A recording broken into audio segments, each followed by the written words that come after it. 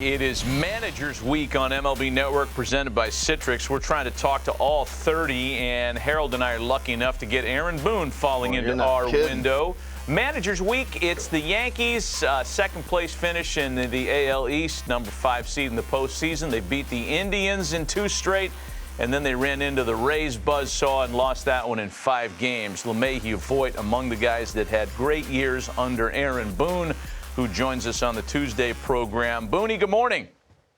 Hello, guys. How are you? Why do I feel like Aaron is setting us up instead of us, gracious to have I him? would ask you, hey, what are you be doing on Friday night, Booney? Just kind of random.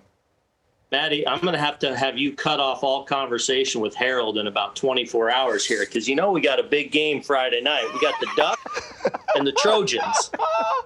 The Ducks backed into the championship, but we'll be ready for them, baby. We had to prepare for 2 teams, Colorado and now SC, so we'll be ready, though. Mario's got the boys ready. We got to fix that defense a little. I'm pretty sure USC's had to prepare for 2 teams, too, because Washington should be in this game. But anyway, it'll be fun with your Ducks. Hey, do you like your new air raid offense? You like that? As one of the blue bloods, I wish we'd run it a little bit more, but our weapons and Slovis and we're starting to play well right now at the right time. So. Booney is old school USC, man. He wants John Robinson's student body left. That's right. I love that stuff too. Hey, great. Speaking of old school, I wasn't sure how we were going to start this conversation with you. We certainly want to get to the Yankees, but let's just go there because we're talking old school stuff.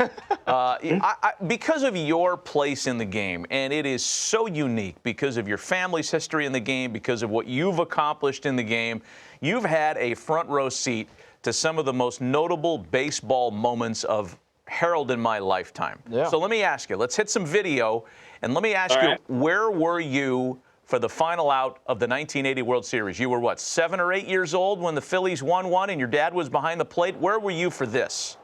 I was 7. I was in the Phillies clubhouse food room at Veterans Stadium with Ryan Luzinski, and we're hugging right about now. As that unfolded. That's awesome. That is awesome. Yep. All right, so let's get to the next one. 86, Dave Henderson hits the homer. Your dad's an Angel. That's your hometown squad. Where were you for this? So we were getting ready to get on the elevator. We're at the top of our seat section. Damon Hendrick, George Hendrick's son, and I getting ready to go down into the clubhouse when that happened. And then I cried my eyes out on the couch in Game 7 when they lost ultimately at Fenway Park. I was at home in California. Oh, man, that's good. All right, so hang on, real quick, before Matt goes in, real quick, I just want to interject this. Yeah. It's 86 now, you're getting a little older. Was your dad able to bring you guys to the park and throw you BP and stuff like that? Oh, unbelievable. Brett and I had our own locker at Veterans Stadium when we were at the Phillies. We did everything, and then the Angels were very good about letting us be around. So, my dad, his last year he was out was my senior year in high school. So I grew up going to the park every day with him and getting to pretty much do anything. That's great. Really cool. Okay, right, so Matt, I got some more video for you. Where were you for this notable baseball moment? Where in the ballpark were you when this happened? And we'll just kind of throw it at you. Henry Cotto. Right. Is that Harold? Oh. What the heck happened there? I had that bag stolen. Perfect delayed steal, too. Were you there for this one? Look at this one. Oh, Gene Nelson with the third okey-doke. second move. What happened, Harold? I couldn't stop. And Walt Weiss getting you out there. I don't remember where I was for that one. All right, last one before we'll get to the Yankees. Where were you for this moment? This is a notable moment in the history of A.J. Pierzynski. Where were you here when this went down? Where were you? I was on my stomach. Ouch! He stepped on you? That was it. That was bloody. Now, what you don't have there, you need the follow-up videos. So the next year we played there on opening day, and I got him at home plate. I ran him over at home plate. Oh, did you? We got to pull that up.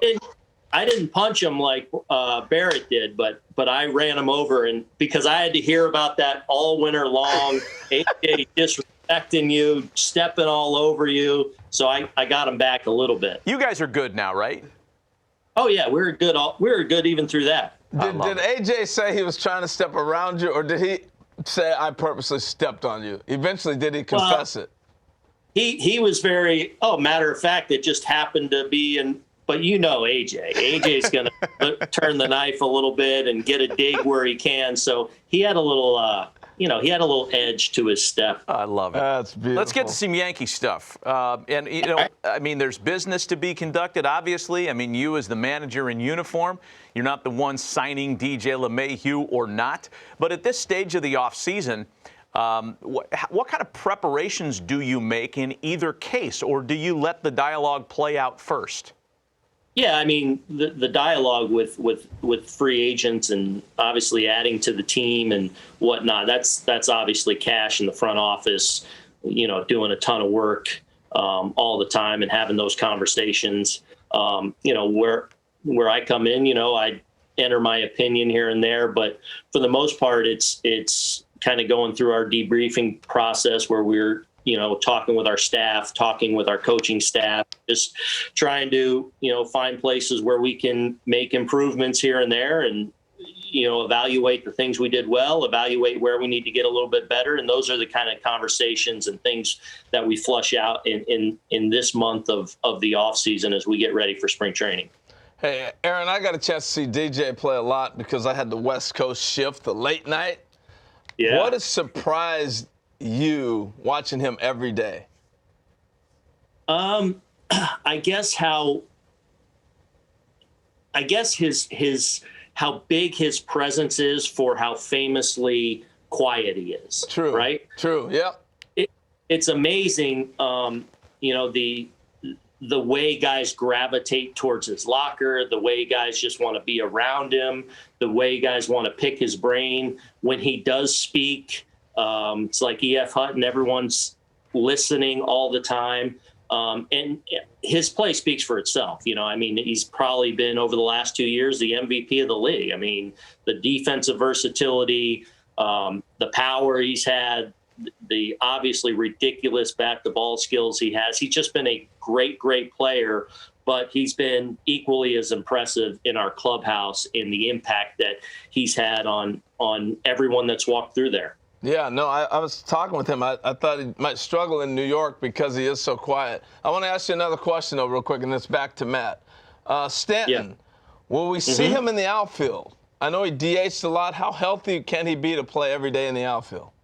Well, I definitely think he can be healthy, and I think he showed you at the end of the year that he was very healthy. And probably at the end of the year could have gone out and played the outfield. Matter of fact, some of the pregame work he was doing in the playoffs in the outfield, it was, our strength and conditioning staff and training staff and me and the coaching staff, it was like, man, he's all the way back, the way he's moving in the outfield. So I certainly think it's in there for him to do it. The question is, how comfortable will I be to do it on a regular basis? Because obviously we see how impactful he is when he's in the lineup. And so I see a ton of DH for him. How much he gets back out of the field, he's certainly capable of it. But we also want to make sure that he's posting as much as possible, too, because he's one of the true difference makers. Hey, before we say goodbye, Boone, kind of a personal note, I guess. I know how close you are with your family, and I know your family's all scattered throughout the country with all the COVID restrictions in place. What are your plans for the holidays? So we're here in Connecticut, New York, with my immediate family. My mom and dad are, and Brett and Maddie and them, they're all out in Southern California. Unfortunately, we haven't seen them I was with my mom and dad the night the kind of world stopped, in Florida. So we'll just, through conversation and look forward to that day when we get to be in person again one day. We love the video you posted in the spring of all you guys playing catch kind of virtually. In fact, we're putting it up there now. That was a lot of fun. Hey, Boone, thanks for the visit, man. Happy holidays to you. We wish you guys the best, and we'll visit with you on the other side. We'll talk to you Saturday morning. Yeah, bring it on. Let's go. Let's go, Duck.